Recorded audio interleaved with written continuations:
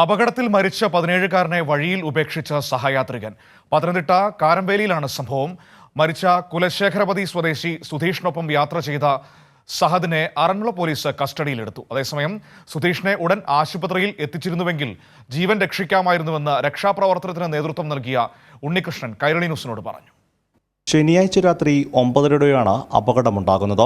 പത്തനംതിട്ട കാരംവേലി സ്കൂളിന് സമീപം വെച്ചായിരുന്നു ഇരുചക്ര വാഹനം അപകടത്തിൽപ്പെട്ടത്. 17-കാരൻ സുധീഷ ബൈക്കിൽ നിന്ന് തെറിച്ചു വീഴുകയായിരുന്നു. എന്നാൽ വാഹനമോടിച്ച സുഹൃത്ത് സഹദ് സുധീഷിനെ രക്ഷപ്പെടുത്താൻ ശ്രമിക്കാതെ സ്ഥലം വിട്ടു. CCTV ദൃശ്യങ്ങളിലും ഇത് വ്യക്തമാണ്.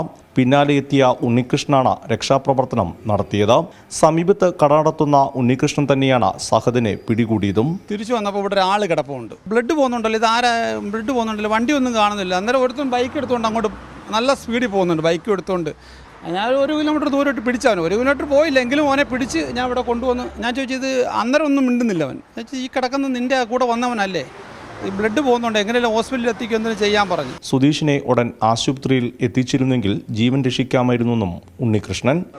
ആരും നിർത്തുമല്ലോ, ഒത്തിരി വണ്ടി കാണിച്ച് ഒറ്റ വണ്ടി പോലും നിർത്തി. പിന്നെ ഒരു ചേച്ചി ഒരു ചേട്ടനോട് വന്ന് നിർത്തി. അന്നേരം അവർ പറഞ്ഞ് ബ്ലഡ് പൊയ്ക്കൊണ്ടിരിക്കുകയാണ്, ഇങ്ങനെ കൊണ്ടുപോയിട്ട് കാര്യമില്ല. അന്നേരം അവർ വരുന്നതിന് മുമ്പേ ആംബുലൻസും ആ ടൈമിൽ തന്നെ വന്ന്. പക്ഷേ അന്നേരം കൊണ്ടുപോയായിരുന്നെങ്കിൽ ഒരു പക്ഷേ ഈ പയ്യൻ രക്ഷപ്പെടുമായിരുന്നു. സഹദും സുധീഷും ഒരുമിച്ചായിരുന്നു വീട്ടിൽ നിന്ന് ഇറങ്ങിയെന്ന സുധീഷിന്റെ അമ്മ സുമ. അതിട്ടിട്ട് പോയിട്ടപ്പോൾ എനിക്ക് വിഷമമുണ്ടായി. എൻ്റെ കുഞ്ഞിനെ കൊണ്ടുപോയി അവൻ്റെ കൂടെ അവൻ്റെ നിർമ്പ് കൂടെ വരുവാന്ന് പറഞ്ഞ് പോയതാണ്. എങ്കിൽ പോലും അങ്ങനെ ഓടിപ്പോയപ്പോൾ വിഷമമുണ്ട്. ഇങ്ങനെ പറയുന്ന കേട്ട് അവർ വന്ന് പറഞ്ഞു, നമ്മൾ കണ്ടില്ല, കണ്ടവർ പറയുന്ന കേട്ടതാ.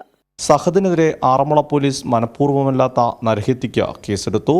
അശ്രദ്ധമായി വാഹനമോടിച്ചതിനും സഹദിനെതിരെ കേസുണ്ട്. കൈരളി ന്യൂസ്, പത്തനംതിട്ട.